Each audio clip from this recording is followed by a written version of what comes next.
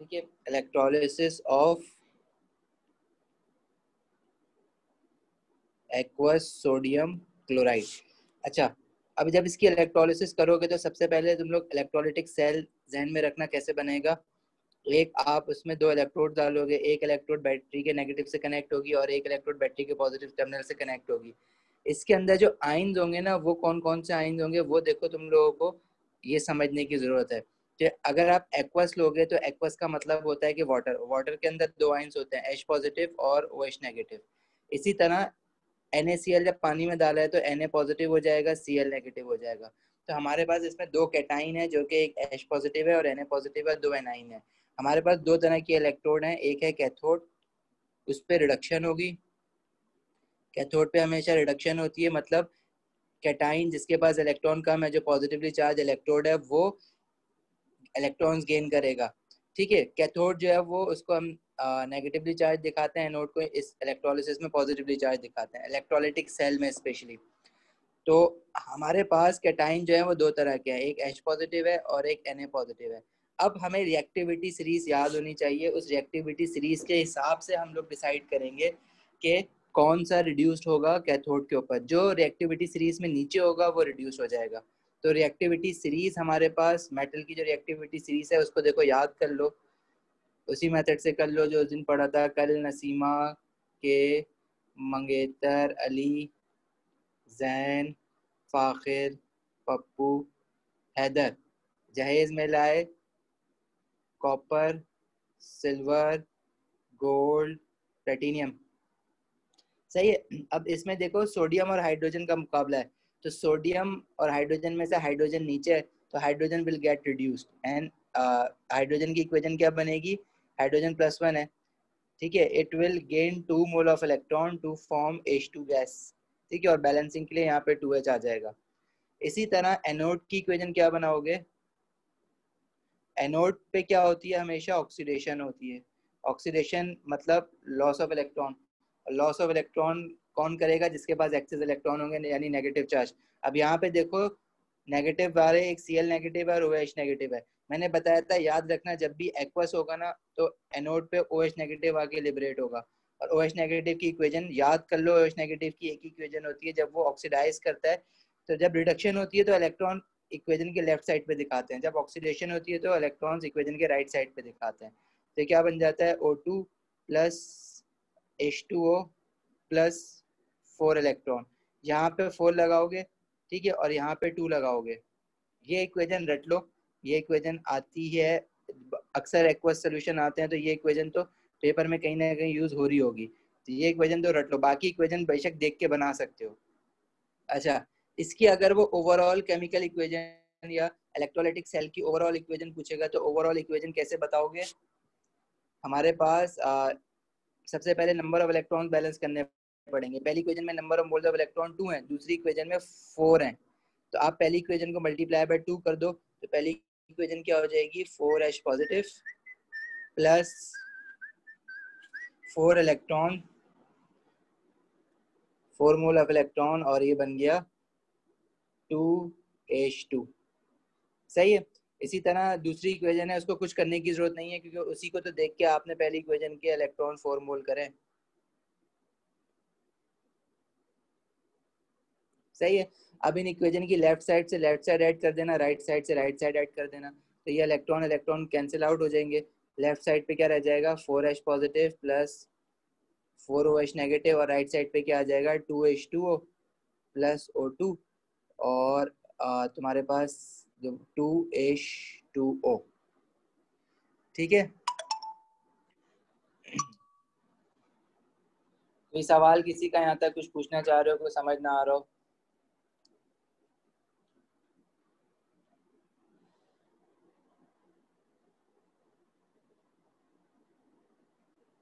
कुछ पूछना है किसी को तो पूछ लो जल्दी। ठीक है, ये इक्वेशन अक्सर बनाने के लिए आती है, ओवरऑल केमिकल इक्वेशन या ओवरऑल इलेक्ट्रोलाइटिक इक्वेशन। इलेक्ट्रोलिसिस मैंने कब स्टार्ट करवाया, आई थिंक परसों क्लास ली थी ना हमने इलेक्ट्रोलिसिस की, तो उसी में करवाया था।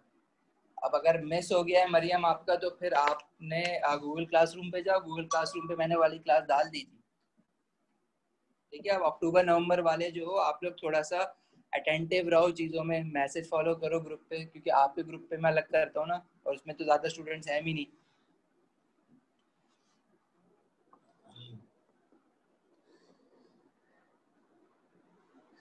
या मुर्तुजा इसके हैंडआउट्स में कुछ है नहीं, अब इलेक्ट्रोलिसिस सबकी है, मैं हैंडआउट्स तुम्हें भेज देता हूँ। चलो, इसके जो है ना वो स्कैन करने होते हैं, इसलिए मैंने वो भेजे नहीं, वो प्रिंटेड फॉर्म में है मेरे पास। लेकिन यही सारी चीजें हैं जो आएंगी इसमें। अब देखो दूसरी इलेक्ट्रोलिसिस जो मैं पढ़ा रहा हूँ ना, वो है electrolysis of molten sodium chloride. अब मोल्टन क्या होता है कि मैंने इसको मेल्ट किया हुआ है, दैट्स इट।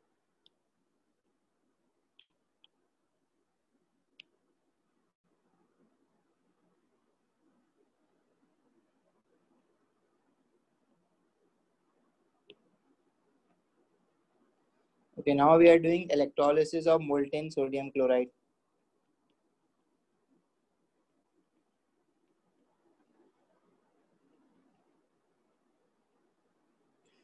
इसको मैंने पानी में नहीं डाला है, ठीक है। तो इसका जब इलेक्ट्रोलाइटिक सेल बनाओगे तो सेल तो वैसे ही बनेगा, इसमें भी एक कैथोड होगी एक एनोड होगी, ठीक है। अच्छा, इसके अंदर जो आयंस होंगे ना, अब आयन सिर्फ और सिर्फ Na पॉजिटिव होगा, Cl नेगेटिव होगा, H पॉजिटिव और OH नेगेटिव नहीं होगा। क्यों? क्योंकि इसमें वाटर ही नहीं है, वो तो वाटर से आ रहे थे। तो अब इसकी कैथोड और एनोड की इक्वेशन रिलेटिवली सिंपल बनेगी हमारे पास। कैथोड के लिए एक ही कैटाइन है, ठीक है। कैथोड पे हमेशा याद रखना पॉजिटिव जाता है। कैथोड पे हमारे पास एक ही कैटाइन है जो कि जाके उसी ने सोडियम जब रिड्यूस्ड होता है तो Na बनता है। तो Na बनाने के लिए मुझे सिर्फ 1 मोल ऑफ इलेक्ट्रॉन चाहिए, तो मैं 1 मोल ऑफ इलेक्ट्रॉन ही लिखूंगा। और एनोड की जो इक्वेशन है, एनोड पे भी अब मेरे पास सिर्फ एक ही एनाइन है, Cl नेगेटिव। अच्छा, पीछे हमारी लास्ट क्लास में तो बात हुई थी, यहाँ पे ये बात हो गई ना कि अब हमारे पास इसमें यहाँ पे एनाइन जो था Cl नेगेटिव और OH नेगेटिव था, लेकिन जब भी डाइल्यूट और एक्वस लिखा होगा तो OH नेगेटिव लिबरेट होगा, लेकिन अगर कंसंट्रेटेड लिखा हुआ होगा ना, तो जो कोई और दूसरा एनाइन है ना OH नेगेटिव के अलावा कोई भी एनाइन होगा वो हो जाएगा OH नेगेटिव नहीं होगा, सही है। इस केस में वो Cl नेगेटिव हो जाएगा। अब Cl नेगेटिव की इक्वेशन क्या बनती है वो यहाँ से सीख लो, यहाँ भी है Cl नेगेटिव। अब एनोड पे मेरे पास एक ही तरह का एनाइन है Cl नेगेटिव, तो ये क्या करता है, ये इलेक्ट्रॉन लूज करता है। एनोड पे हमेशा ऑक्सीडेशन होती है, लॉस ऑफ इलेक्ट्रॉन होता है। तो ऑक्सीडेशन से याद रखना कि Cl नेगेटिव क्या होगा, इलेक्ट्रॉन लूज करेगा, तो वो अपनी स्टैंडर्ड स्टेट में, यानी वो जिस फॉर्म में एग्जिस्ट करता है ना, वो Cl2 की फॉर्म में एग्जिस्ट करता है। लेकिन Cl2 बनने के लिए 2 एटम्स लग गए, तो 2 एटम, एक एटम जो है क्लोराइड जो है वो 1 मोल ऑफ इलेक्ट्रॉन लूज कर रहा है, तो 2 जो है वो 2 करेंगे। अब यहाँ पे 2 लगा है, तो बैलेंसिंग करने के लिए इक्वेशन के लेफ्ट साइड पे भी 2 लगाना पड़ेगा आपको, ठीक हो गया। तो ये हमारे पास क्या बन जाएगा, इसकी एनोड की इक्वेशन बन जाएगी। आपने इन दोनों इक्वेशन को मिलाना है और इलेक्ट्रोलिटिक सेल की कंप्लीट इक्वेशन बना लेनी है। कैसे बनाओगे? अगेन नंबर ऑफ मोल्स आपने बैलेंस करना है, यहाँ 2 है ऊपर 1 है, तो ऊपर वाली इक्वेशन को मल्टीप्लाई बाय 2 कर दो। जब ऊपर वाली इक्वेशन को मल्टीप्लाई बाय 2 करोगे तो वो बन जाएगी 2Na positive plus 2 mole of electron and 2Na। अब इस इक्वेशन को, इसको इक्वेशन 1 कह दो, इसको 2 कह दो, इन दोनों को ऐड करोगे तो हमारे पास जो इलेक्ट्रॉन है 2 mole of electron 2 mole of electron, वो जो है वो कैंसिल आउट हो जाएगा एक दूसरे से, ठीक है। अब आपने लेफ्ट साइड से ऐड करनी है, which is 2Cl negative plus 2Na positive, which will form Cl2 plus 2Na, right. तो ये हमारे पास जो है ओवरऑल इक्वेशन बन जाएगी इस इलेक्ट्रोलिसिस की, मोल्टेन किसकी, electrolysis of molten sodium chloride. अभी क्वेश्चन आपके पास ऐसे नहीं आता कि आपको टॉप से बॉटम तक वो पूरा हर चीज बताने के लिए कहता है। वो क्वेश्चन देगा कि हमने electrolysis of molten sodium chloride कर रहे हैं, तो बताओ कैथोड की इक्वेशन क्या होगी, फिर आपसे एनोड की पूछ लेगा, फिर तीसरे पार्ट में क्या पता आपसे जो है वो पूछ लेगा ओवरऑल इक्वेशन बताओ। तो जरूरी नहीं है सारे के सारे पार्ट्स पूछे, क्या पता सारे के सारे पार्ट्स पूछ भी ले, तो डिपेंड करता है कि क्वेश्चन किस तरह से आता है। लेकिन आपको टॉप टू बॉटम ये चीज पता होनी चाहिए सारी की सारी, ठीक है।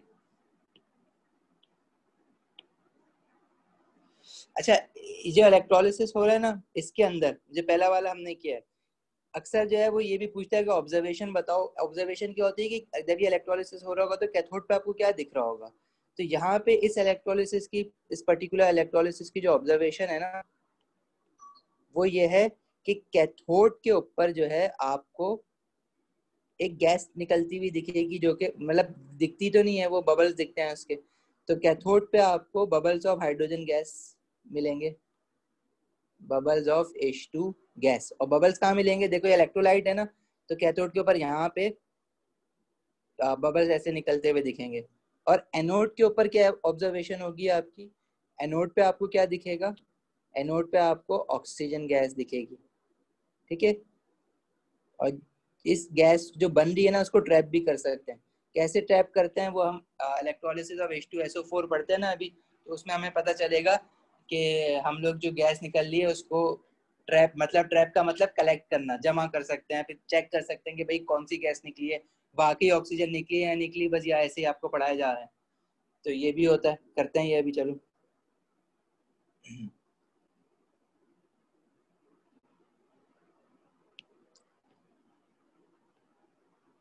ठीक है, अब नेक्स्ट इलेक्ट्रोलिसिस हम देख रहे हैं, electrolysis of H2SO4 sulphuric acid.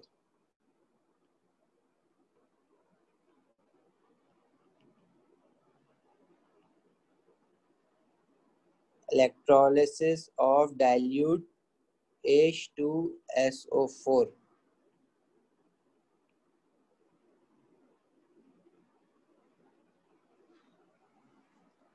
ठीक है, हाइड्रोजन टेस्ट ऑब्जर्वेशन के लिए आप कर सकते हो। हाइड्रोजन टेस्ट अगर वो पूछता है जो गैस निकली है उसको कैसे टेस्ट करोगे, आपको पता है हाइड्रोजन निकली है, तो आप हाइड्रोजन टेस्ट कर लोगे उसको, ठीक है। और हाइड्रोजन टेस्ट पता है कि हम लोग जो तुम लोगों को पेज भेजा है मैंने टेस्ट का, कैटाइंस एनाइंस और गैसेस का, उसमें ग्लोइंग स्प्लिंट हाइड्रोजन के पास लेके आते हैं तो इट प्रोड्यूसेस पॉप साउंड, ठीक है। तो हाँ, वो ये भी पूछ सकता है कि बताओ कि जो गैस निकल रही है उसका टेस्ट कैसे करेंगे, और how do we confirm that it is hydrogen, इस तरह से पूछ सकता है। NaCl मोल्टिन की देखो ऑब्जर्वेशन, अच्छा इसकी ऑब्जर्वेशन देखो, कैथोड पे क्या ऑब्जर्वेशन होगी? सोडियम सॉलिड विल डिपॉजिट,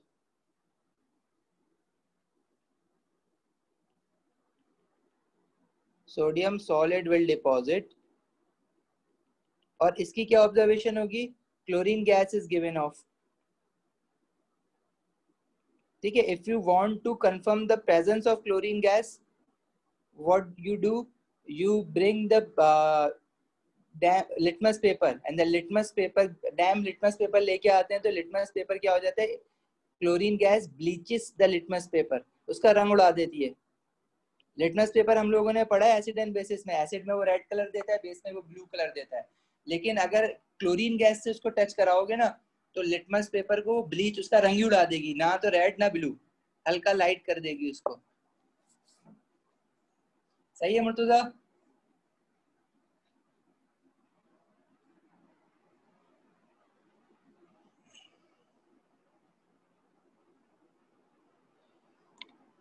अच्छा, हम देख रहे थे इलेक्ट्रोलिसिस ऑफ डाइल्यूट H2SO4। अब इसके अंदर पहले इलेक्ट्रोलिटिक सेल, इलेक्ट्रोलिटिक सेल में इसलिए बना देता हूँ कि थोड़ा सा फील आ जाता है इलेक्ट्रोलिसिस का, याद चीजें याद आ जाती हैं सिर्फ इलेक्ट्रोलिटिक सेल देख के। कैथोड और एनोड याद आ जाता है, नेगेटिव से हमने जो कनेक्ट किया है वो कैथोड बन गया, पॉजिटिव से जिसको कनेक्ट किया है वो एनोड बन गया है। ये याद आ जाता है कि भाई एक कैथोड की इक्वेशन लिखनी होगी इसमें, ये याद आ जाता है कि भाई एक एनोड की इक्वेशन लिखनी होगी इसमें। फिर ऑब्जर्वेशन क्या होंगी ये भी हमें पता होनी चाहिए, कैथोड और एनोड पे। ठीक है, ऑब्जर्वेशन साथ ही लिख लेंगे इसके ना अभी, कैथोड और एनोड के। चलो एक एक स्टेप करके लिखते हैं। अब देखो इसके अंदर आइंस क्या क्या होंगे। एक तो वाटर की वजह से H पॉजिटिव OH नेगेटिव, क्योंकि डाइल्यूट है, डाइल्यूट और एक्वस एक ही बात है।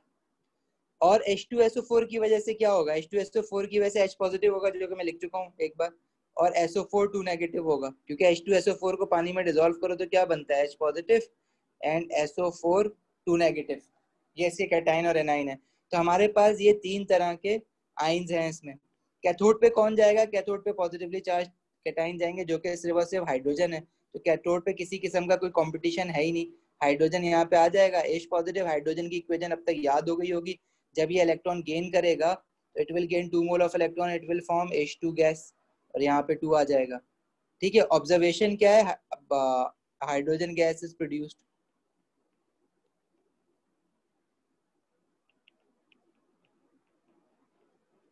सही है। एनोड की इक्वेशन क्या होगी? एनोड की इक्वेशन, अब एनोड पे देखो दो तरह के आयंस है, OH नेगेटिव और SO4 नेगेटिव। हमने बात कर लिया जब डाइल्यूट और एक्वस होता है तो OH नेगेटिव लिबरेट होता है, तो बात खत्म हो गई। OH नेगेटिव की इक्वेशन भी तुम लोगों को याद करनी है, देखो याद कर लो, 4OH negative O2 plus 2H2O plus 4 mole of electron. सही है। इसकी ओवरऑल इक्वेशन बनाओगे तो इसकी ओवरऑल इक्वेशन वैसी ही बनेगी जैसे एक्वस सोडियम क्लोराइड में बनी थी। ठीक है, तो तुम्हारे पास ओवरऑल इक्वेशन, चलो एक बार फिर बना लेते हैं। मैं कह रहा हूँ मैं पहली वाली इक्वेशन को मल्टीप्लाई बाय 2 करूंगा तो ये बन जाएगी 4H positive plus 4 mole of electron and it will give you 2H2।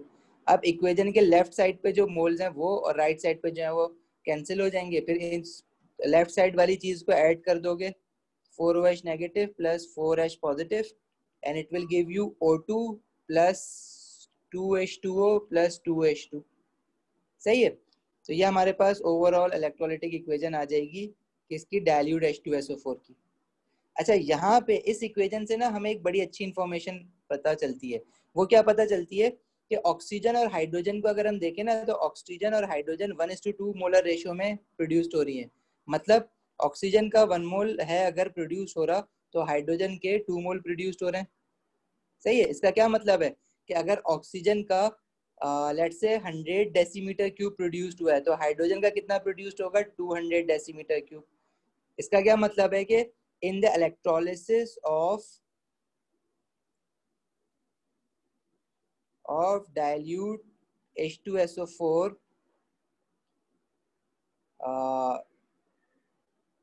volume of hydrogen gas produced is twice as volume of oxygen gas produced। ठीक हो गया?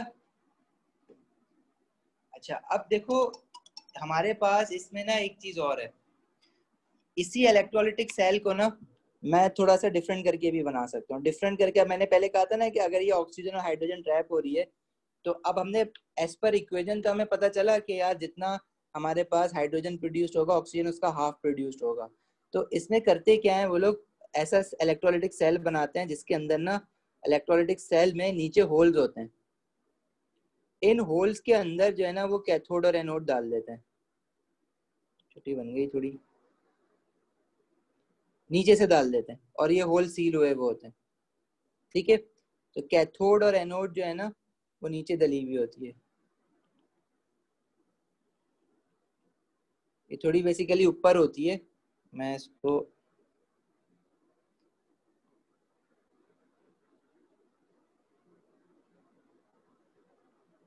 सही है। अच्छा, इसमें हमारा इलेक्ट्रोलाइट है H2SO4 जिसके पास H पॉजिटिव है, OH नेगेटिव है और SO4 2 नेगेटिव है। कैथोड पे हाइड्रोजन गैस निकल रही है। कैथोड कौन सी है? लेफ्ट वाली। एनोड कौन सी है? राइट वाली। मतलब कैथोड नेगेटिव वाली है। लेफ्ट राइट से याद नहीं कर लेना, चेंज होती रहती है सीक्वेंस। इसके ऊपर ना एक टेस्ट ट्यूब उल्टी करके रख देते हैं ऐसे करके। ठीक है, और यहाँ पे जो है ना सारा इलेक्ट्रोलाइट भरा हुआ होता है ऊपर तक। अच्छा, कैथोड पे प्रोड्यूस हो रही है हाइड्रोजन, तो हाइड्रोजन जो ऊपर प्रोड्यूस्ड होती है यहाँ पे, इधर जो है H2 गैस प्रोड्यूस्ड होगी ऊपर। अच्छा, और ऑक्सीजन दूसरे वाले में प्रोड्यूस्ड हो रही है। ऑक्सीजन में जो इलेक्ट्रोलाइट का लेवल है ना वो ऊपर तक होता है।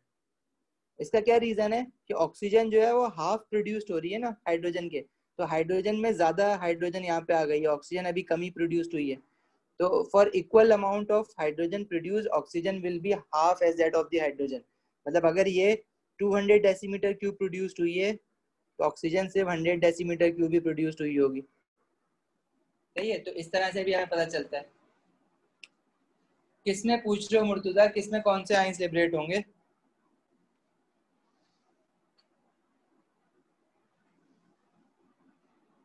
इसमें आयंस लिबरेट मतलब ये कैथोड और एनोड की इक्वेशन बनाई ना मैंने, इसमें एक आयन H पॉजिटिव था एक OH नेगेटिव था और एक SO4 नेगेटिव था।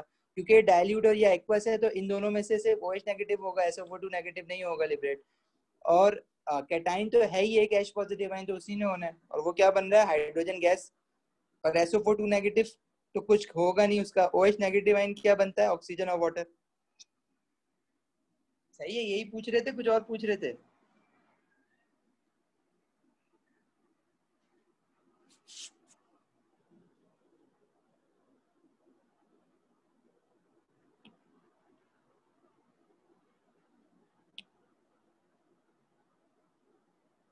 ऑक्सीजन की ट्रैप मतलब समझा नहीं तुम्हारी बात। देखो यहाँ पे हाइड्रोजन और ऑक्सीजन दोनों कलेक्ट हो रही है ना। हाइड्रोजन का जो वॉल्यूम कलेक्ट हो रहा है वो ज्यादा है, twice greater than the volume of oxygen collected. तो ऊपर जो लेवल है इलेक्ट्रोलाइट का वो हाइड्रोजन में नीचे आ जाएगा, मेनिस्कस जो है ना वो नीचे आ जाएगा। क्यों आ जाएगा, क्योंकि ऊपर गैस ज्यादा है हाइड्रोजन की, ऑक्सीजन का ऊपर ही रहेगा। यही पूछ रहे हो या कुछ और पूछ रहे हो?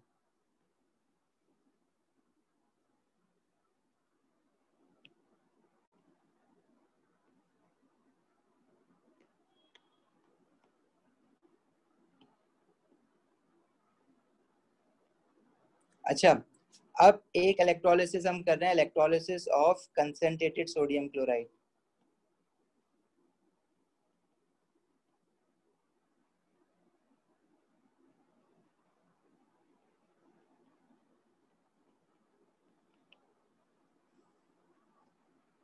सही है। अच्छा, इसमें क्या होगा, कंसंट्रेटेड है मतलब पानी तो होगा। अब इसका जो इलेक्ट्रोलिटिक सेल होगा ना उसमें वही कैथोड, एनोड, ठीक है।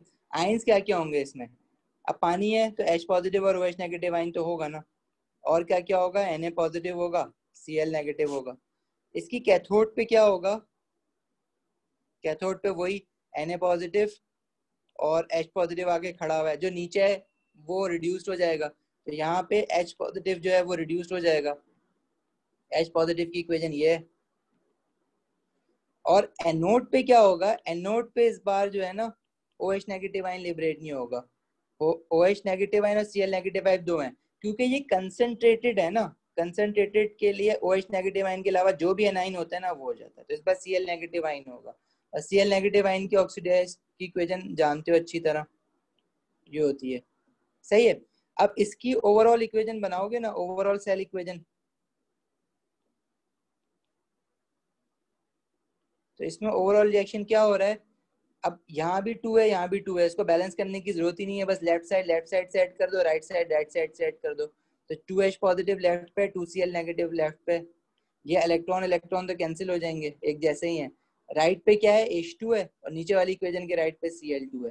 तो इसकी ओवरऑल इक्वेशन ये हो जाएगी। और स्टेट सिंबल्स में हमेशा आइंस के साथ एक्वस लिख दिया करो, और गैसेस के साथ हाइड्रोजन और क्लोरीन गैस है तो उसके साथ गैस लिख दो।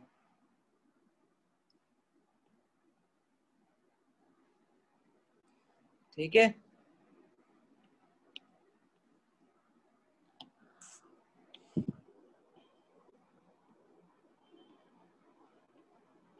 Electrolysis of aqueous copper two sulphate. देखो कॉपर टू सल्फेट क्या होता है, ये इसका फॉर्मूला होता है कॉपर टू सल्फेट। और इसका जो सोल्यूशन होता है ना, इसको पानी में डालो तो ये जो होता है वो ब्लू कलर का होता है। ठीक है। अच्छा, इसमें देखो, इसकी इलेक्ट्रोलिसिस करनी है मुझे, तो इसका अगर मैं इलेक्ट्रोलिटिक सेल बनाऊं तो उसमें मैंने डाली एक कैथोड, एक एनोड।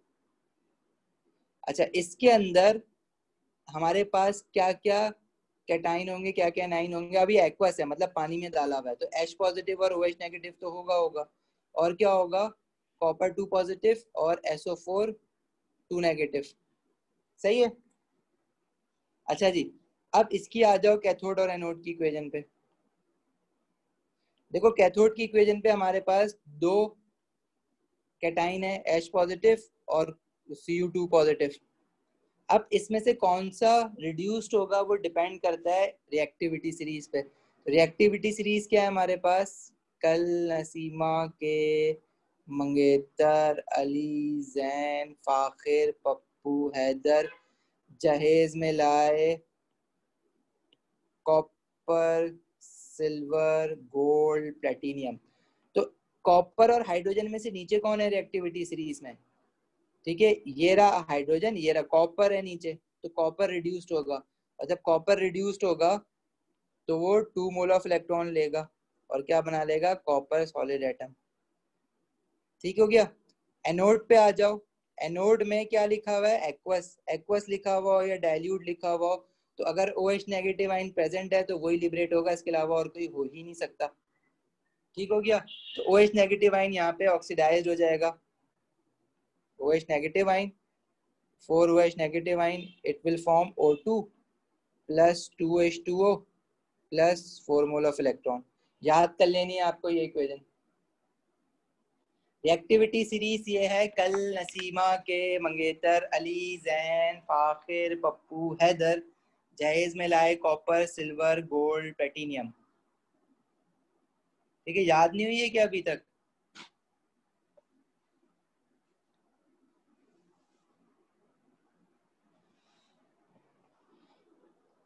अच्छा जी, आगे बढ़ो। देखो आगे इसमें अब ऑब्जर्वेशंस की बात कर लेते हैं ना कि ऑब्जर्वेशन क्या होगी। इसमें ऑब्जर्वेशन हमारे पास ये है कि कॉपर जो है ना पिंक कलर का सॉलिड होता है, तो कैथोड पे ऑब्जर्वेशन क्या होगी? अगर मैं ऑब्जर्वेशन इसकी बात करूं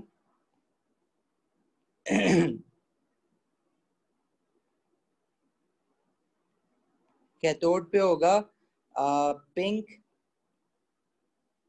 सॉलिड इज डिपॉजिटेड, क्योंकि कॉपर सॉलिड फॉर्म में ना सॉलिड स्टेट में अपनी पिंक कलर का होता है, मतलब कॉपर डिपॉजिट हो रहा है। तो आपको ऑब्जर्वेशन क्या दिख रही है? Pink solid is deposited. सही है। और एनोड पे आपकी ऑब्जर्वेशन क्या होगी? एनोड पे आपकी ऑब्जर्वेशन होगी कि ऑक्सीजन गैस निकल रही है, O2 गैस लिबरेटेड। और ऑक्सीजन गैस का अगर टेस्ट करने का वो कह देता है तो क्या करोगे? It relights a glowing splint. Splint किसको कहते हैं? वो लंबी सी माचिस जो होती है, मतलब वो अगर उसके पास लेके आओगे कहीं से ऑक्सीजन निकल रही है तो ऑक्सीजन कंबशन में हेल्प करता है ना, तो उसका जो फ्लेम होगा वो थोड़ा सा बड़ा हो जाएगा। अच्छा, अब देखो इसकी ओवरऑल इक्वेशन बनाते हैं अभी। ठीक है, इसमें चलो पहले ओवरऑल इक्वेशन बनाते हैं, सेल इक्वेशन बनाते हैं। ओवरऑल इक्वेशन को हम कहते हैं सेल इक्वेशन। अब अगर इसकी सेल इक्वेशन बनानी है तुम्हें, तो देखो यहाँ पे 2 मोल ऑफ इलेक्ट्रॉन है, यहाँ पे 4 है, तो पहली वाली इक्वेशन को कैथोड की इक्वेशन को मल्टीप्लाई बाय 2 करोगे तो क्या बन जाएगी? 2Cu2 positive plus 4 mole of electron 2Cu copper, और नीचे वाली वैसी लिख दो 4OH negative O2 plus 2H2O plus 4 mole of electron. Electron electron equal है, वो कैंसिल हो गया। लेफ्ट साइड पे देखो कॉपर 2 पॉजिटिव आइंस है, 2 मोल, 4OH नेगेटिव आइंस है। राइट साइड पे देखो तो 2 copper plus O2 plus 2H2O, जो बचा मैंने सारा लिख दिया। सही है। तो कॉपर आइन से कॉपर सॉलिड एटम बन गए। देखो कॉपर सल्फेट था ब्लू कलर का, अब क्या हुआ? वो कॉपर सल्फेट ही खत्म हो गया, कॉपर सॉलिड डिपॉजिट हो गया जाके कैथोड पे, और ऑक्सीजन और हाइड्रोजन बन गया। ठीक है, तो वो सल्फेट ही खत्म हो गया ना, कॉपर सल्फेट ही खत्म हो गया, तो वो रहा ही नहीं। तो इस सोल्यूशन का जो कलर है ना वो चेंज होके वापस ब्लू से कलरलेस हो जाएगा। तो इसमें एक ऑब्जर्वेशन और होती है, जो तीसरी ऑब्जर्वेशन होती है कि colour of solution changes from blue to colourless, और ये बहुत पूछता है, एटीपी में भी बहुत पूछा है। Colour of solution changes from blue to colourless, या इसको ऐसे भी लिख सकते हो कि blue colour of a solution fades away. ठीक है,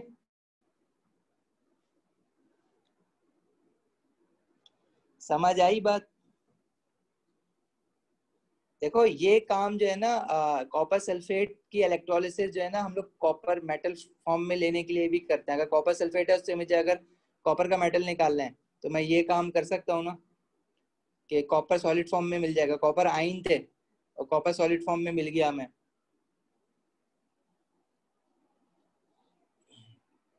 ठीक है। अच्छा ये इलेक्ट्रोलिसिस जो हमने की है कॉपर की, कॉपर सल्फेट की, इसमें 3 तरह की ऑब्जर्वेशन है, तीनों याद रखना।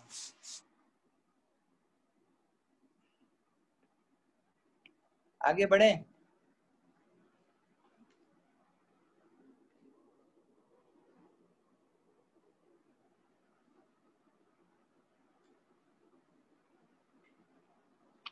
अच्छा आगे हमारे पास ना एक इलेक्ट्रोलिसिस जो है ना वो एक तरह की और होती है। जैसे तुमने देखा ना कि कॉपर आयन से निकल के जाके डिपॉजिट हो गया था उस पे।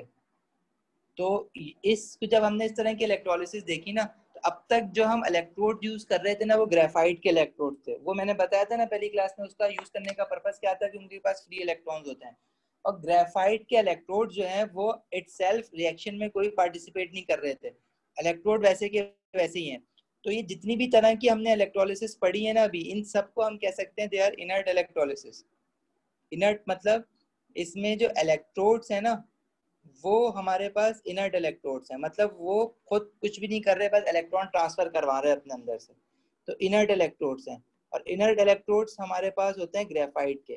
ग्रेफाइट इसलिए यूज करते हैं क्योंकि एक तो ये रिएक्ट नहीं करता और ये इलेक्ट्रिसिटी कंडक्ट कर सकता है। ठीक है। तो इसको हम, इन सारी इलेक्ट्रोलिसिस को हम इनर्ट इलेक्ट्रोलिसिस भी कहते हैं। अच्छा जिन इलेक्ट्रोलिसिस में हम ऐसे इलेक्ट्रोड यूज करते हैं जो कि इलेक्ट्रोड खुद पूरे के पूरे खुद डिसॉल्व हो जाते हैं, ऐसी इलेक्ट्रोलिसिस को हम कहते हैं एक्टिव इलेक्ट्रोलिसिस। अच्छा इसमें देखो क्या होता है।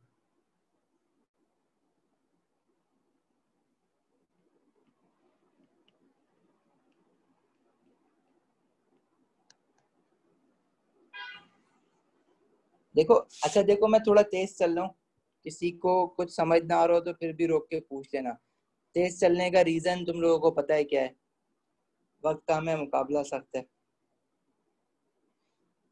अच्छा एक्टिव इलेक्ट्रोलिसिस में पता है क्या करते हैं? अब फॉर एग्जांपल इसका एक पार्ट होता है इलेक्टिव इलेक्ट्रोलिसिस ना दो तरीके के लिए, दो कामों के लिए करते हैं। एक तो इलेक्ट्रोप्लेटिंग के लिए करते हैं और नंबर 1 जो मैं बता रहा हूँ ना वो करते हैं इलेक्ट्रोप्लेटिंग के लिए। इलेक्ट्रोप्लेटिंग क्या होता है? वो नहीं सुना तुम लोगों ने कि सोने का पानी चढ़ा दिया, चांदी का पानी चढ़ा दिया। तो पानी तो नहीं चढ़ाते असल में, वो मेल्ट करके नहीं चढ़ाते बल्कि वो इलेक्ट्रोलिसिस करके चढ़ाते हैं। कैसे? देखो अब फॉर एग्जांपल मेरे पास एक स्पून है, चम्मच है, स्टील का चम्मच है, स्पून। उस पे मुर्तुजा ने मुझे बोला कि उस पे चांदी का पानी, सिल्वर चढ़ा के दे दो। ठीक है भाई। तो ये स्पून है, इसको मैं क्या करूंगा, इसको बैटरी के ना नेगेटिव टर्मिनल से कनेक्ट कर दूंगा और बैटरी के पॉजिटिव टर्मिनल से इसने बोला कि चांदी चढ़ानी है तो मैं यहाँ पे सिल्वर इलेक्ट्रोड डाल दूंगा। इसका इलेक्ट्रोड सिल्वर इलेक्ट्रोड, एजी माने सिल्वर, एजी सिल्वर। मतलब मैं इन शॉर्ट कह रहा हूँ कि कैथोड, कैथोड क्या है मेरे पास, नेगेटिव टर्मिनल जो होता है उस पे मैंने क्या कनेक्ट कर दिया है, स्पून। सही है। और एनोड पे मैंने क्या कनेक्ट कर दिया है, सिल्वर, सिल्वर एजी सिंबल है इसका। अब देखो होगा क्या, कैथोड पे क्या होती है, रिडक्शन होती है, तुम लोग अच्छी तरह जानते हो। एनोड पे क्या होती है, ऑक्सीडेशन होती है।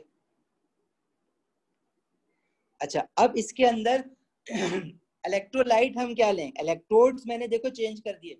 अभी तक मैंने तुम लोगों को कभी ये बात ही नहीं की थी कि इलेक्ट्रोड कौन सा लेना है। बस वो मैं कहता था कैथोड ले लो कैनोड ले लो। वो जितने भी इलेक्ट्रोड थे वो ग्रेफाइट इलेक्ट्रोड थे या प्लेटिनियम के थे। पहली क्लास में बात हुई थी, उसके बाद बस मैं डालता रहा। यहाँ पे मैंने अपने इलेक्ट्रोलिटिक सेल में ये मेरा सेल जो है ना इसको इलेक्ट्रोलिटिक सेल कहते हैं।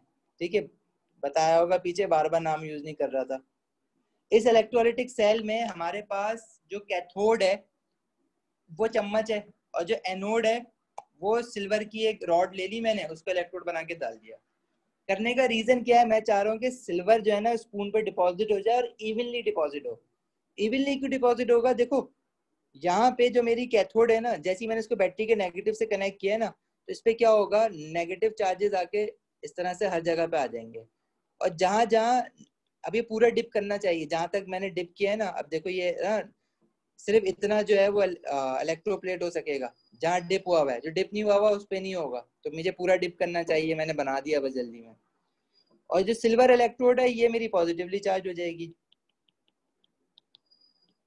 अच्छा होगा क्या, अब मैं जो इलेक्ट्रोलिसिस लूंगा ना, देखो मैं चाह रहा हूँ कि सिल्वर इस पे डिपॉजिट हो स्पून पे आके, तो जो मैं इलेक्ट्रोलाइट लूंगा ना अपना, मैं इलेक्ट्रोलाइट वो इलेक्ट्रोलाइट लूंगा जो मैं चाह रहा हूँ कि उसके अंदर वो वाला आयन जरूर हो इलेक्ट्रोलाइट में जो मेटल में डिपॉजिट करवाना चाह रहा हूँ।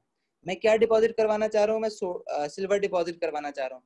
तो जो मेरा इलेक्ट्रोलाइट है ना उसमें सिल्वर जरूर होना चाहिए, और इलेक्ट्रोलाइट जो है ना मेरा वो होना चाहिए उस मेटल का सॉल्युबल सॉल्ट, ठीक है। और सिल्वर का मैं क्या लूं, सिल्वर नाइट्रेट ले लूं। नाइट्रेट में हम लोग हमेशा इसलिए लेते हैं क्योंकि अगर तुम्हें याद हो एसिड बेसिस एंड सॉल्ट्स में हमने देखा था कि सारे के सारे नाइट्रेट जो होते हैं ना वो सॉल्युबल होते हैं। अब अगर आपको कोई सिल्वर क्लोराइड ले लो, तो सिल्वर क्लोराइड हमें पता है इनसॉल्युबल होता है, वो इलेक्ट्रोलाइट बनाएगा ही नहीं, वो व्हाइट पीपीटी बनता है। याद है वो टेस्ट फॉर कैटाइंस और एनाइंस के बाद हम लोगों ने सॉल्युबिलिटी चार्ट पढ़ा था, ये वो वाला है।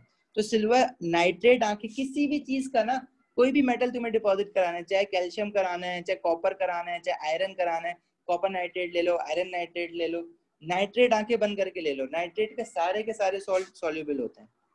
अब मैंने सिल्वर नाइट्रेट ले लिया है, तो इसके अंदर कैटाइन और एनाइन कौन कौन से होंगे? अब ये एक्वस है, मतलब सॉल्ट है, पानी में डिजोल्व है, ठीक है, पानी में डिजोल्व है, तो इसके अंदर कैटाइन और एनाइन कौन कौन से होंगे? पानी की वजह से H पॉजिटिव और OH नेगेटिव आ गया, सिल्वर नाइट्रेट में Ag पॉजिटिव और एनाइन जो है NO3-1, ठीक है। हम लोग इसमें देखो अब इसमें होगा क्या, कैथोड की तरफ कौन जाएगा? Ag positive and H positive. अब इसमें से देखो रिएक्टिविटी सीरीज में नीचे कौन है? जो लेस रिएक्टिव है वो रिड्यूस हो जाएगा। अब तुम्हारी वही रिएक्टिविटी सीरीज आ गई, कल नसीमा के मंगेतर अली जैन फाखिर पप्पू हैदर जहेज में लाए कॉपर सिल्वर गोल्ड प्लेटिनियम। तो हमारे पास सिल्वर ये रहा और हाइड्रोजन ऊपर है, तो मतलब सिल्वर जो है वो लेस रिएक्टिव है हाइड्रोजन से, तो यहाँ पे हाइड्रोजन नहीं बल्कि सिल्वर रिड्यूस्ड हो जाएगा, और सिल्वर रिड्यूस्ड होगा तो वो 1 मोल ऑफ इलेक्ट्रॉन गेन करके Ag सॉलिड बना लेगा, और वो बनाने के बाद स्पून पे चिपक जाएगा, जहां जहां स्पून पे नेगेटिव है वहां चिपक जाएगा। और एक बार जहां चिपक गया उसके बाद से पीछे उसके अलावा और नहीं चिपक सकता, क्योंकि नेगेटिव तो वहां खत्म हो गया ना, क्योंकि एक सिल्वर एटम ने वो ले लिया, अब उसके पीछे दूसरा आगे नहीं चिपक सकता। इसका क्या मतलब है कि इवन लाइनिंग होगी, जैसे बिल्कुल देखा है तुमने किसी पे किसी ज्वेलरी पे अगर सोने का पानी या चांदी का पानी चढ़ा हुआ, सरफेस कितनी इवन होती है, ऐसा नहीं कहीं पे पेंट ज्यादा है कहीं पे पेंट कम है, जैसे दीवारों पे करा जाता है पेंटर हाथ से जो करता है, इसी तरह यहाँ पे जो है इवनली डिपॉजिट हो रहा होगा सिल्वर। अच्छा ये तो हो गया, सिल्वर हमारा काम तो हो गया, हमारे स्पून पे जो है सिल्वर आ गया। अब एनोड पे क्या हो रहा होगा? देखो एनोड पे हमारे पास वैसे तो 2 एनाइन होता है ना, OH नेगेटिव आइन और NO3 नेगेटिव आइन, लेकिन मसला ये होता है कि जब हमने इलेक्ट्रोड वैसा यूज किया है जिसका इलेक्ट्रोलाइट है, तो हमेशा याद रखना if electrode is of the same metal as that of the electrolyte, तो इलेक्ट्रोड जो एनोड जो है ना हमारा वो हमेशा डिसॉल्व हो जाता है। एनोड जो है ना इसके बारे में याद रखना, इन एक्टिव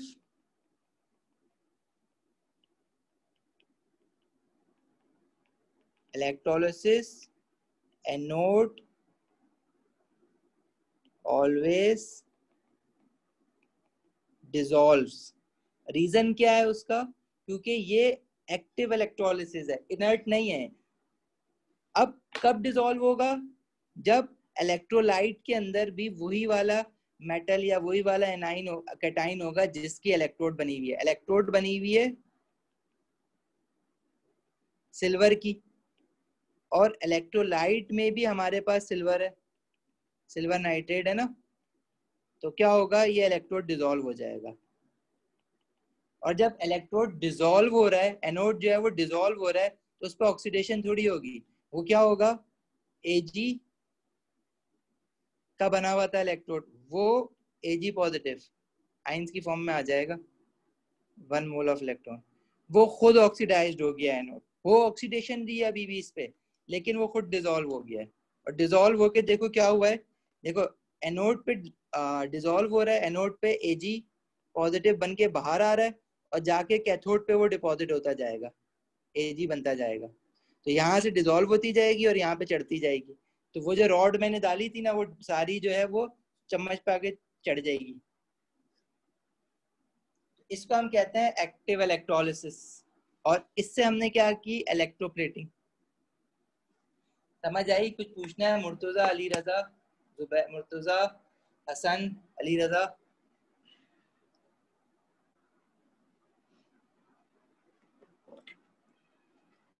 अच्छा, इलेक्ट्रोप्लेटिंग करते क्यों है, क्या भाई क्या काम है इलेक्ट्रोप्लेटिंग से हमें?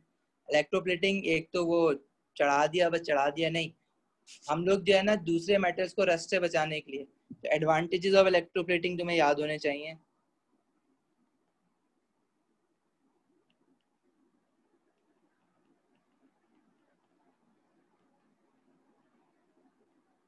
एडवांटेजेस ऑफ इलेक्ट्रोप्लेटिंग क्या होता है? To protect metals from rusting.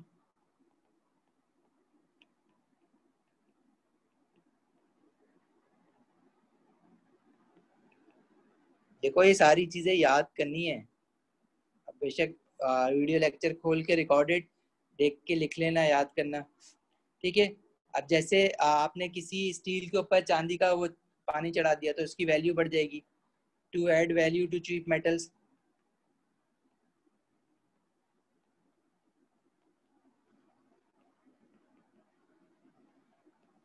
ठीक है, या फॉर डेकोरेटिव पर्पस,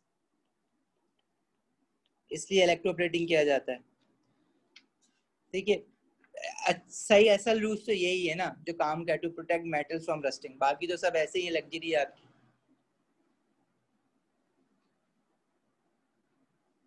अच्छा, इसी से ना एक्टिव इलेक्ट्रोलिसिस से हम लोग एक काम और कर सकते हैं, हम लोग जो है वो प्योरिफिकेशन ऑफ मेटल कर सकते हैं। क्या समझ नहीं आ रहा अली? पूछो ना, तो पूछते क्यों नहीं हो बीच बीच में? पूछो पूछो पूछो ना, पूछो कुछ। समझ आ रहा है? नहीं सर समझ आ रहा है। अरे भाई तुम वो कर रहे हो मेरे साथ, अंजलि शीतल है, शीतल अंजलि है, अंजलि कौन है, क्या कर रहे हो?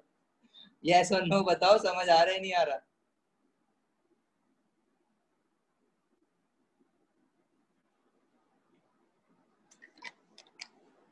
I'll take that some I'll take that कि तुम्हें समझ आ रहा है।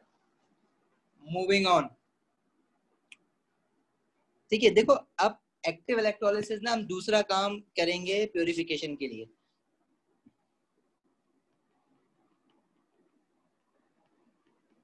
प्योरिफिकेशन का क्या मतलब है कि अगर मेरे पास कोई मेटल है, उसमें ना कॉपर के अलावा भी कोई मेटल, जैसे स्टील है, आयरन है, कॉपर थोड़ा महंगा होता है, मैं उस मेटल में से कॉपर निकालना चाह रहा हूँ। जैसे फॉर एग्जाम्पल आपको पता है ना, brass is an alloy, metal भी पढ़ना है यार।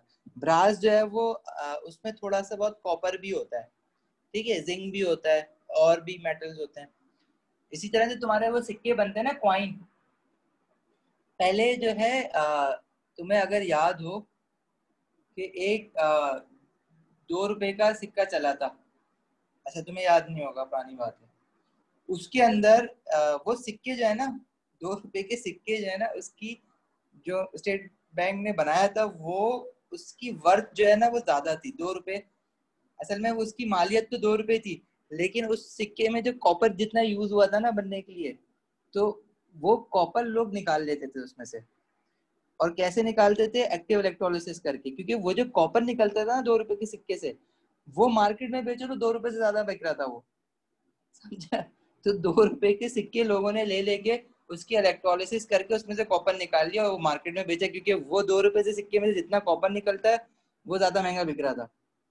तो भाई लोगों ने वो सिक्के ना मार्केट से शॉर्ट हो गए थे, खत्म ही हो गया वो सिक्के, फिर स्टेट बैंक ने वो खत्म ही कर दिए।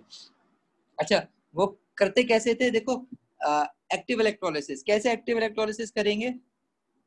उन्होंने एनोड, तुम्हें पता चल गया ना कि एनोड डिसॉल्व होता है, उन्होंने क्या किया, वो सिक्का जो होता है ना, अभी मैं बड़ा बना दिया, खैर ये कॉइन है जो, इसको हम कहेंगे कि इम्प्योर मेटल है।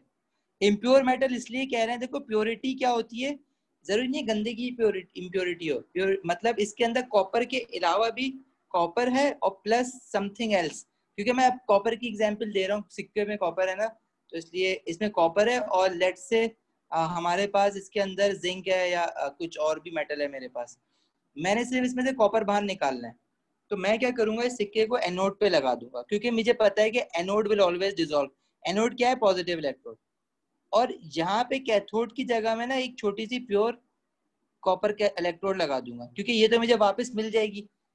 इसके ऊपर आके जो है ना कॉपर डिपॉजिट होगा, तो अब ये अगर कॉपर की होगी तो कॉपर पे कॉपर डिपॉजिट हो जाएगा, तो पूरा कॉपर बन जाएगा, इसलिए ये मैंने कॉपर की ली है। तो इसको हम कहेंगे प्योर कॉपर कैथोड, और ये है हमारे पास एनोड जो कि इम्प्योर कॉपर की है, इसको इम्प्योर कॉपर कह दो, इम्प्योर कॉपर एनोड।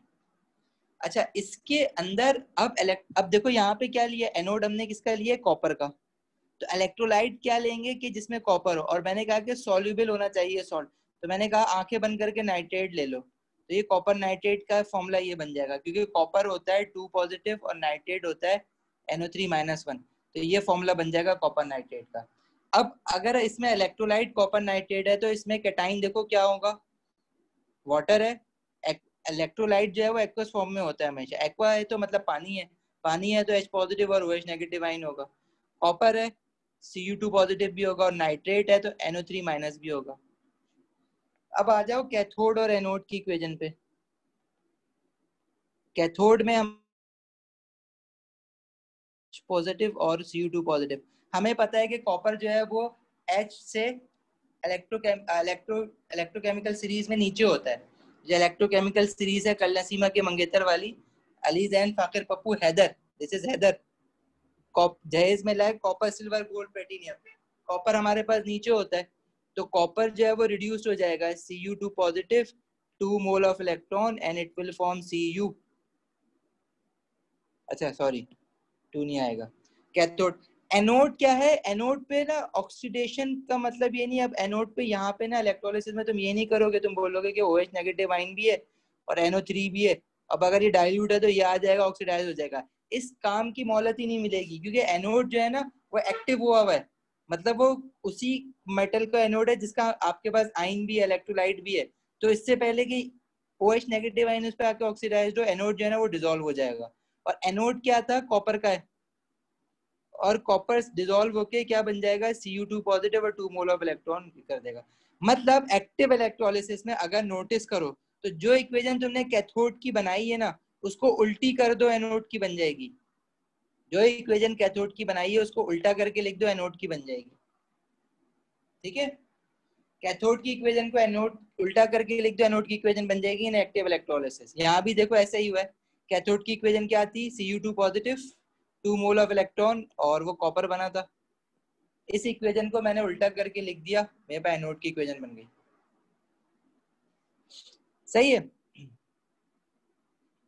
अच्छा जी, अभी देखो हुआ क्या कि कॉपर यहाँ से डिसॉल्व हुआ, Cu2 पॉजिटिव बना, और इलेक्ट्रोलाइट में जो कॉपर इसमें से निकल निकल के आ रहा था वो यहाँ पे आके रिड्यूस हो रहा था, इस पे चिपकता जा रहा था। अच्छा, इसमें जो बाकी मेटल्स होंगे जैसे जिंक हो गया, आयरन हो गया, वो जो है वो वैसी की वैसी नीचे आके डिपॉजिट हो जाएंगे, तो वो तो नहीं जाएंगे उसके पास रिड्यूस्ड होने, क्योंकि वो रिएक्टिविटी सीरीज में कॉपर से ऊपर है, तो कॉपर चला जाएगा सिर्फ। ठीक है, तो इस तरह से क्या होगा, जो सिक्के में से, कॉइन में से जो जितना कॉपर था ना वो मैंने निकाल लिया, सारा निकाल लिया, तो सिक्के को, और जितना उसमें से कॉपर निकला है वो मैं जाके मार्केट में बेचूंगा ना, वो था वैसे 2 रुपए का सिक्का, वो कॉपर बिक रहा है आगे 4 रुपए का। ठीक है, समझ आती है यहाँ तक बात? Hope so.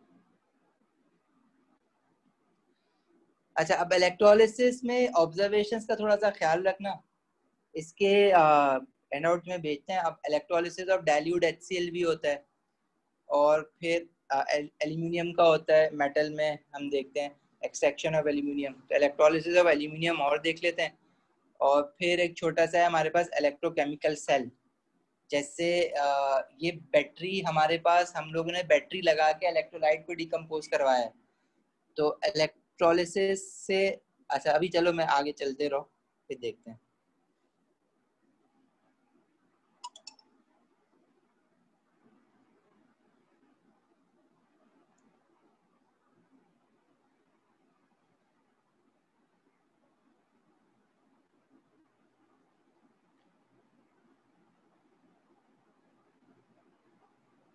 अच्छा,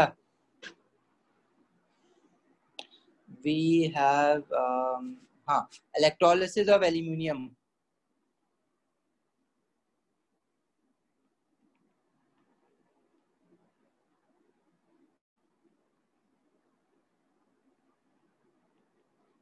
अब ये एल्यूमिनियम की इलेक्ट्रोलिसिस क्या मतलब भाई, अलग ये तो पूरा कंपाउंड कर रहे थे ना। तो असल में पता है एल्यूमिनियम जो है ना, वो असल में है तो मेटल्स का चैप्टर। एल्यूमिनियम मेटल्स के चैप्टर में इसकी इलेक्ट्रोलिसिस करना। लेकिन ना हम लोग इसको यहीं पढ़ लेते हैं, क्योंकि वो मेटल्स पढ़ने के बाद दोबारा यही पढ़ना है, तो इलेक्ट्रोलिसिस में इसको कवर कर लो। ब्रेक चाहिए 5 मिनट का? देखो 5 मिनट का फिर ब्रेक नहीं हो सकता, लेना है तो 10 मिनट का लो।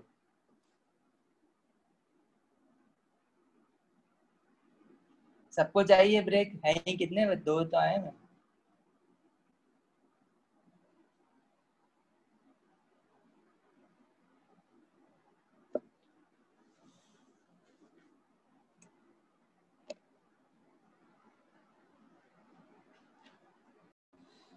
अच्छा, इसमें देखो इलेक्ट्रोलिसिस ऑफ एल्यूमिनियम, चलो हम मेटल्स के साथ कल पढ़ेंगे।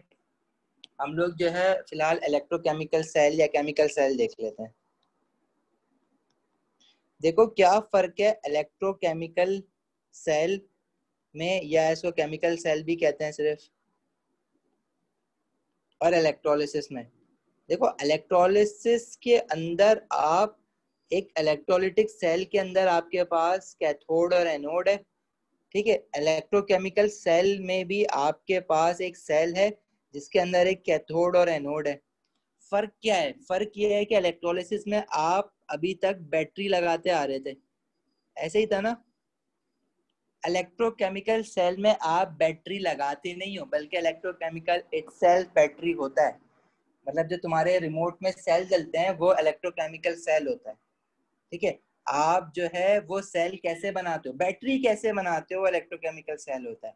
Electrolysis is something else. इसमें आप क्या करते हो, इलेक्ट्रोलाइट में इलेक्ट्रोड डालते हो, एक इलेक्ट्रोड बैटरी के पॉजिटिव टर्मिनल से, एक इलेक्ट्रोड बैटरी के नेगेटिव टर्मिनल से कनेक्ट करते हो। However in electrochemical cell you actually create a battery. How do you do that? आप क्या करते हो, इसके अंदर एक कैथोड और एक एनोड लिए, लेकिन ये जो सेल है ना, इसको आप सेपरेट कर देते हो। मतलब कैथोड को अलग ले जाते हो, एनोड को अलग ले जाते हो। क्या करते हो, इसमें दो अलग अलग हाफ सेल्स बनाते हो।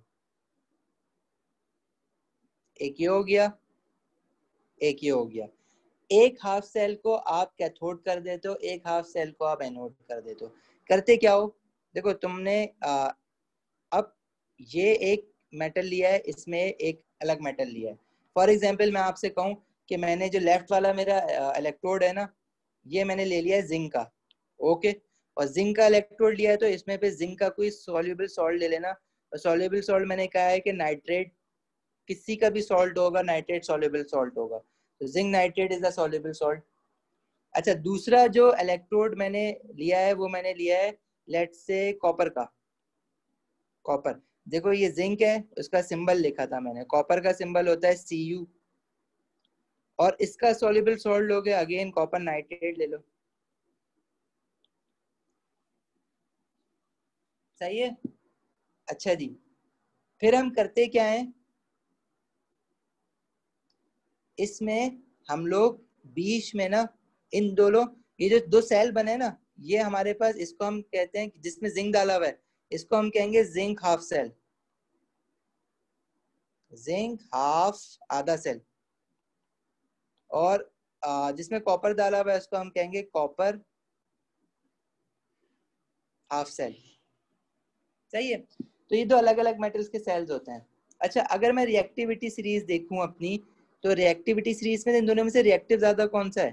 कल, नसीमा, के, मंगेतर, अली, जैन, फाखिर, पप्पू, हैदर, जहेज में लाए, copper, silver, gold and platinum, ठीक है। अच्छा, अब इसमें से जो रिएक्टिविटी सीरीज में ऊपर है वो ज्यादा रिएक्टिव है, जिंक ज्यादा रिएक्टिव है, कॉपर लेस रिएक्टिव है। जो ज्यादा रिएक्टिव होता है ना वो ऑक्सीडाइज हो जाता है फौरन।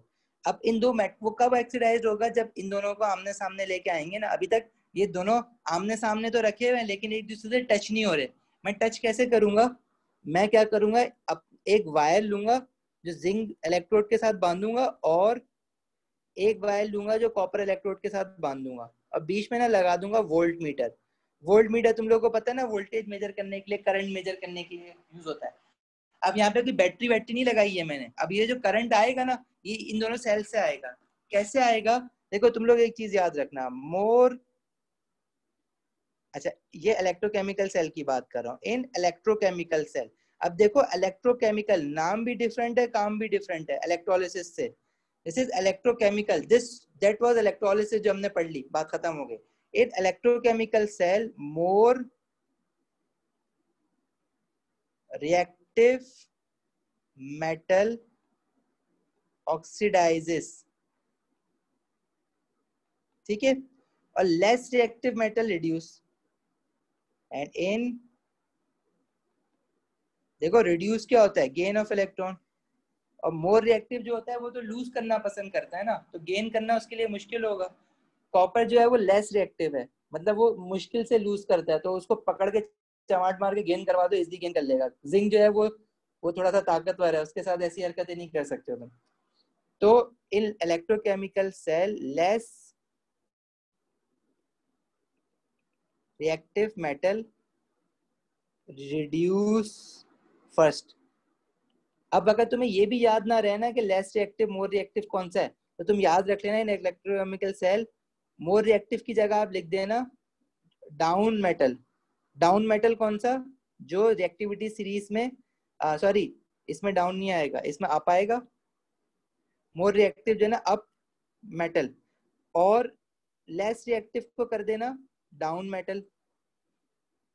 डाउन मेटल जो नीचे होगा वो लेस रिएक्टिव होगा, वो रिड्यूस्ड हो जाएगा, ठीक है, इट विल रिड्यूस्ड। और जो अप मेटल है वो ऑक्सीडाइज हो जाएगा। अब जिंक और कॉपर का अगर मैंने हाफ सेल बनाया है तो इसमें से अप मेटल कौन सा है? जिंक है, ऊपर वाला जिंक है, वो क्या हो जाएगा? ऑक्सीडाइज। और ठीक है, दूसरा वाला क्या हो जाएगा? रिड्यूस्ड। देखो जिंक मोर रिएक्टिव है, मोर रिएक्टिव कह दो या अप मेटल कह दो उसको। अप मेटल मतलब ये कोई साइंटिफिक वर्ड नहीं है, ये मेरा बनाया हुआ है याद करने के लिए, तो इसको लिख के नहीं आ जाना वहां पे। अप मेटल मेरा जिंक है, जिंक जो होगा मोर रिएक्टिव या अप मेटल ऑक्सीडाइज होगा। ऑक्सीडाइज क्या होता है? Loss of electron. और इलेक्ट्रॉन लूज कैसे होंगे? हमारे पास जिंक है, और लूज ऑक्सीडेशन ऑफ जिंक कैसे दिखाओगे?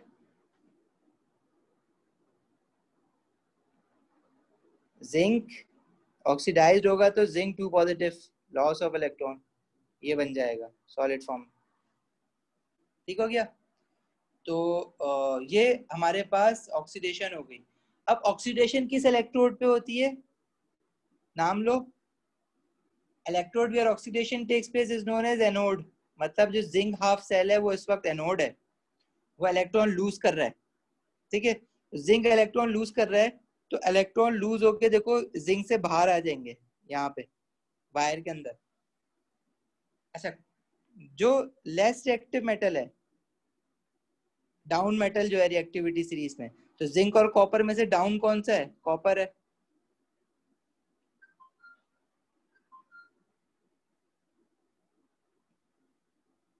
डाउन मेटल क्या हो जाएगा? रिड्यूस हो जाएगा। और रिडक्शन क्या है?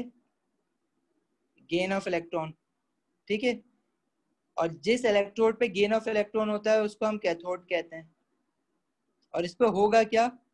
कॉपर जो है वो सोल्यूशन में 2 पॉजिटिव आइन होंगे इसके यहाँ पे, इस हाफ सेल में, वो 2 मोल ऑफ इलेक्ट्रॉन गेन करेगा और Cu बना लेगा सॉलिड।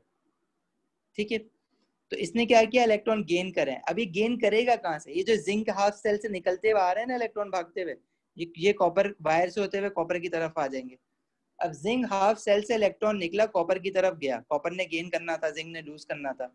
इस सारे चक्कर में ना इस फायदा इस वोल्टमीटर का हो गया कि इससे इलेक्ट्रॉन मूव होता हुआ गया, और इलेक्ट्रॉन फ्लो ऑफ इलेक्ट्रॉन क्या है, करंट है। अब इस वोल्टमीटर की जगह मैं बल्ब लगा दूं तो बल्ब जलना शुरू हो जाएगा ना, तो मैंने बिजली बना ली, सही है। लेकिन तुम्हें पता है कि इलेक्ट्रिसिटी कंडक्शन के लिए सेल जो है वो सर्किट जो है कंप्लीट होना चाहिए। ये सर्किट कंप्लीट नहीं है। यहाँ पे देखो बीच में, हमारे पास बीच में गैप है ना, ये कंप्लीट तो नहीं है। 2 हाफ सेल आपस में एक दूसरे के साथ कनेक्ट नहीं हुए हुए, तो 2 हाफ सेल आपस में एक दूसरे के साथ कनेक्ट करने का क्या तरीका है, हम लोग सॉल्ट ब्रिज यूज करते हैं। सॉल्ट ब्रिज क्या होता है, एक समझो फिल्टर पेपर में मैंने सिल्वर नाइट्रेट के सोल्यूशन में उसको डिप करा, और एक एंड उसका, एक किनारा उसका एक हाफ सेल के इलेक्ट्रोलाइट में डिबो दिया, और दूसरा किनारा दूसरे हाफ सेल के इलेक्ट्रोलाइट के अंदर मैंने डिप कर दिया। इसको हम कहते हैं सॉल्ट ब्रिज। ठीक है, और सॉल्ट ब्रिज किसका बना हुआ था आपको याद नहीं करना, बस आपको नाम याद कर लो, सॉल्ट ब्रिज, दैट्स इट। तो जो नहीं याद आता एग्जाम में वो मैं बता ही नहीं रहा, सॉल्ट ब्रिज नाम याद कर लो। और कंप्लीट करता है पाथ, सॉल्ट ब्रिज क्या करता है, it completes the path of electrochemical cell, that's it. Salt bridge का क्या काम है,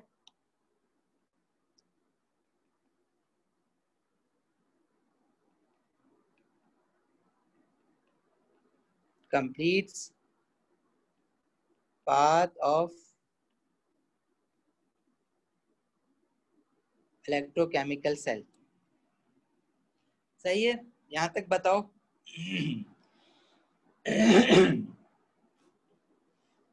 यहां तक कोई प्रॉब्लम, कुछ समझ ना आया हो?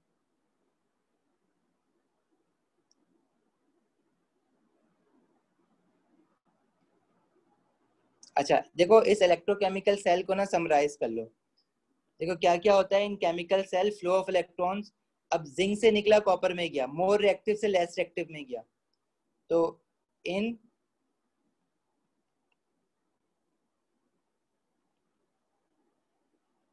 इलेक्ट्रोकेमिकल सेल, ये लिख लो अपने पास, flow of electrons is from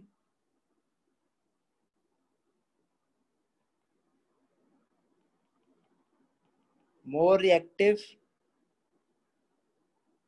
metal to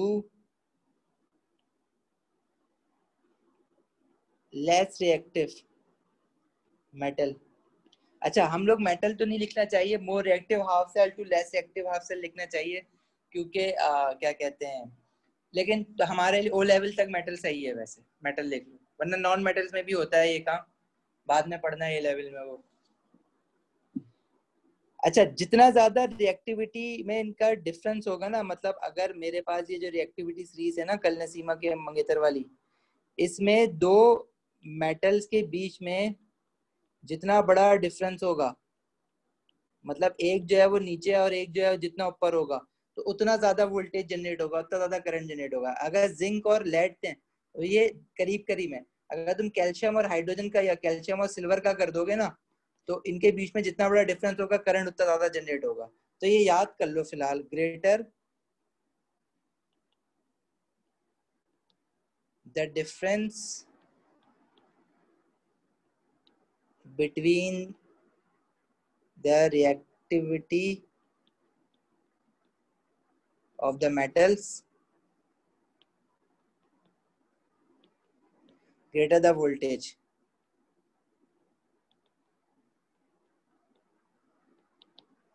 सही है।